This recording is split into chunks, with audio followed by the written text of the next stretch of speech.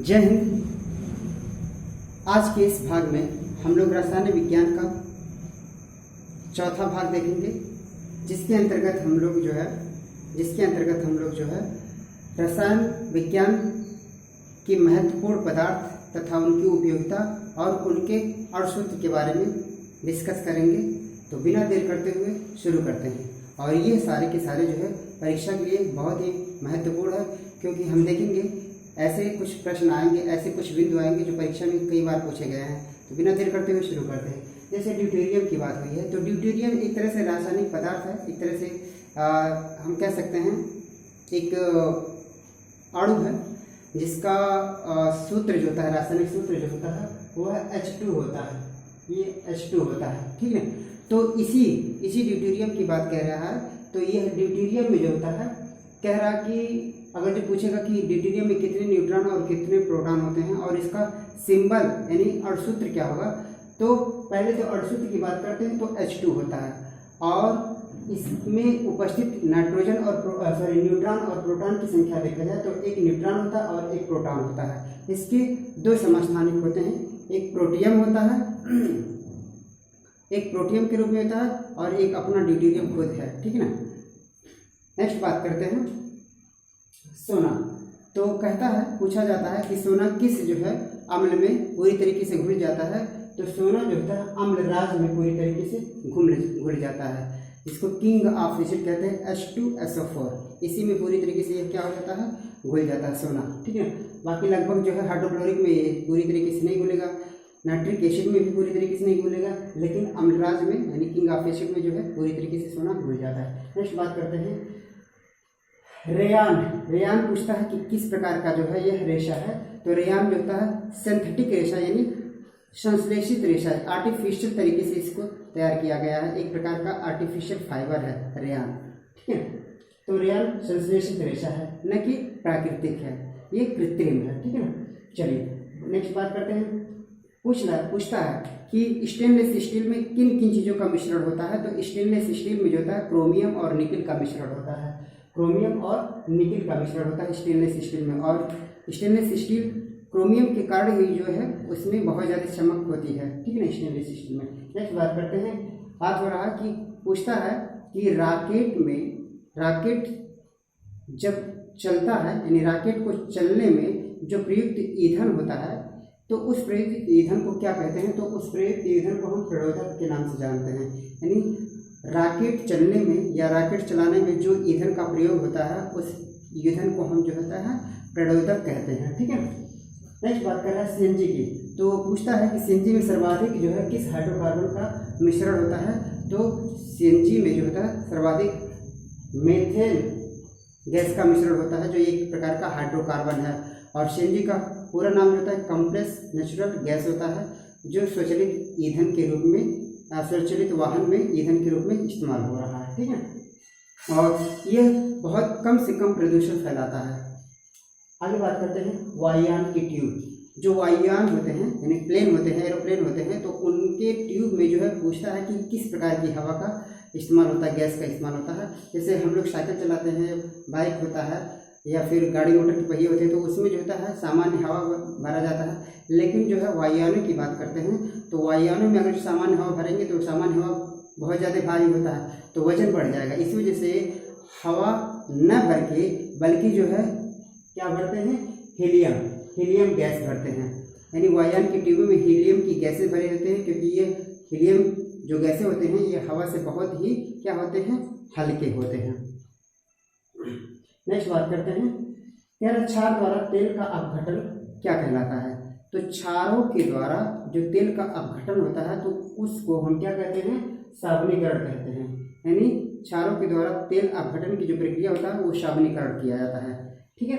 Next बात करते हैं सीमेंट में, यानी सीमेंट में जो सीमेंट बनाया जाता है उनमें किन किन चीज़ों का मिश्रण होता है। तो सीमेंट में एल्यूमिनियम और सिलिकेट का मिश्रण होता है, SiO2 की बात कर रहे हैं, ठीक है। सिलिकेट और एल्युमिनियम का मिश्रण होता है। तो सिलिकेट और एल्युमिनियम मिलकर जो है सीमेंट निर्माण में सहायक होते हैं, सीमेंट निर्माण किया जाता है। नेक्स्ट बात करते हैं लाह, जिसको हम लैग कहते हैं, ठीक है ना। तो यह एक प्राकृतिक बहुलक है। पहले तो लाह समझते हैं, लैग आप लोग महाभारत का जो है सीरियल देखे होंगे, तो 5 पांडवों को जो है एक षड्यंत्र के द्वारा, दुर्योधन के द्वारा जो होता है लाह के महल में जो होता है क्या कर दिया जाता है, जलाया जाता है। लेकिन हालांकि वो षड्यंत्र जो होता है वह विफल हो जाता है। तो एक ऐसा यह पदार्थ है, प्राकृतिक पदार्थ है, जिससे हम बहुत सारी चीज़ों को जो है रूप दे सकते हैं और यह बहुत आसानी से जल जाता है। तो यह एक प्रकार का प्राकृतिक बहुलक है। लाख जो होता है प्राकृतिक बहुलक है और लाख के कीड़े से इसका जो है उत्पादन होता है। जैसे रेशम का उत्पादन रेशम के कीड़ों से होता है, ऐसे लाख का उत्पादन जो है लाख के कीड़ों से होता है। ठीक है ना। नेक्स्ट बात करते हैं ऑक्जेलिक एसिड की।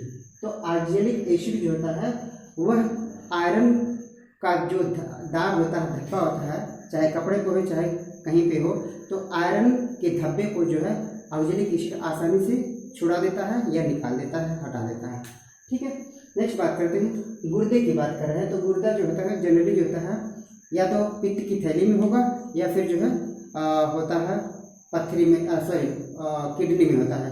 तो सामान्य रूप से जो किडनी में या फिर जो है पथरी की थैली में जो होता है, पित्त की थैली में जो पथरी बनता है, स्टोन जिसको कहते हैं, तो वह किसका बना होता है? तो सामान्य रूप से जो होता है वह कैल्शियम ऑक्जेलेट का बना होता है, कैल्शियम ऑक्जेलेट का बना होता है। इसी वजह से जिसको पथरी हो जाता है तो डॉक्टर जो होता है सलाह देता है कि बीज वाले जो है सब्जियां और जो है पालक वगैरह जो है इसका कम से कम इस्तेमाल किया जाए, क्योंकि बीज वाले जो सब्जियां होते हैं, खासकर टमाटर की बात करते हैं और बात करते हैं पालक की, तो इसमें जो होता है ऑक्जेलिक एसिड पाया जाता है और यह ऑक्जेलिक एसिड उस जो पथरी बना होता है उसको उसकी साइज बढ़ाने में क्या करता है, यह एक तरह से कैटालिसिस का काम करता है, एक तरह से उत्प्रेरक का काम करता है, साइज और बढ़ाता है। इसी वजह से जो है डॉक्टर जो होते हैं जिनको पथरी हुआ रहता है ऑक्जेलिक एसिड वाले पदार्थों को खाने से मना करता है। ठीक है।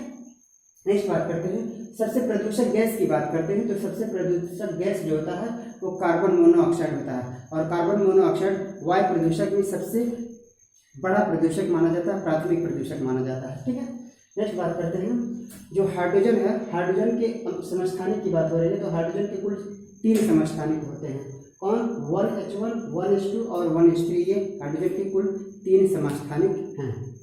वनस्पति घी की बात करें तो वनस्पति घी के निर्माण में जो है हाइड्रोजन गैस का प्रयोग होता है। वनस्पति घी मतलब डालडा, उसके निर्माण में जो है हाइड्रोजन गैस का जो है प्रयोग होता है। कुछ और इम्पोर्टेंट चीज़ें देखते हैं, जैसे कुछ रासायनिक पदार्थ और उनके शुद्ध की बात करते हैं। तो कुछ रासायनिक पदार्थ और उनकी शुद्ध की बात करते हैं। तो एक रासायनिक पदार्थ है बोरैक्स, जिसको सामान्य नाम से सुहागा के नाम से जानते हैं। तो यह सुहागा अर्थात बोरैक्स का जो सामान्य सूत्र है वह है Na2B4O7 × 10H2O। ये सुहागा का सामान्य सूत्र है Na2B4O7 × 10H2O। नेक्स्ट बात करते हैं चाक, वही चाक जो ब्लैक बोर्ड पर लिखते हैं। तो चाक का जो सामान्य सूत्र होता है वह कैल्शियम कार्बोनेट होता है। कैल्शियम कार्बोनेट जो होता है वह चाक का सामान्य सूत्र है, अर्थात जो है कैल्शियम कार्बोनेट को ही हम क्या कह सकते हैं? चाक कह सकते हैं, जिसमें कैल्शियम और कार्बोनेट का क्या होता है? मिश्रण होता है। ठीक है। ब्लीचिंग पाउडर की बात आई है तो ब्लीचिंग पाउडर जो होता है कि CaOCl2 होता है। ब्लीचिंग पाउडर का जो सामान्य सूत्र होता है वह CaOCl2 होता है, CaOCl2 होता है। ठीक है। नेक्स्ट बात करते हैं स्प्रिट की बात करते हैं। तो स्प्रिट जो होता है इसका जो रासायनिक सूत्र है CH3OH, इसी को मेथिल अल्कोहल भी कहते हैं। CH3OH को मेथिल अल्कोहल भी कहते हैं, जो यह एक स्प्रिट के रूप में जाना जाता है, स्प्रिट। ठीक है। काफ़ी हम कह सकते हैं स्प्रिट जो है ज्वलनशील भी होता है और जो है कुछ ईंधन के रूप में भी इसका इस्तेमाल होता है। नेक्स्ट बात करते हैं मंड की बात कर रहे हैं, मंड यानी स्टार्च की बात कर रहे हैं।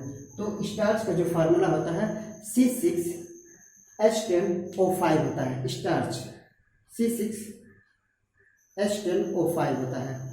यह जो है मंड वही स्टार्च जो चावल वगैरह में जो है काफ़ी पर्याप्त मात्रा में पाया जाता है। नेक्स्ट बात करते हैं ग्लूकोज का सामान्य सूत्र जो होता है C6H12O6 होता है, जो एक प्रकार का जो होता है कार्बनिक पदार्थ है, और जो है यह हमारे ब्लड में भी पाया जाता है। हमारे ब्लड में जो शुगर पाया जाता है उसी को हम क्या कहते हैं, ग्लूकोज शुगर कहते हैं। इसी वजह से कहते हैं जब ग्लूकोज लेवल जो है हमारे ब्लड में बढ़ने लगता है तो व्यक्ति को जो होता है क्या हो जाता है, डायबिटीज होता है, मधुमेह से वो क्या हो जाते हैं, पीड़ित होते हैं। ऐसा क्या होता है, क्योंकि इंसुलिन नामक हार्मोन जो हमारे पैंक्रियाज के बीटा सेल से निकलता है उसकी कमी होने लगती है, पर्याप्त मात्रा में हमारे शरीर में नहीं बन पाता है, और इसी वजह से जो होता है इंसुलिन हार्मोन की कमी की होने से ब्लड में जो होता है शुगर की मात्रा बढ़ने लगती है।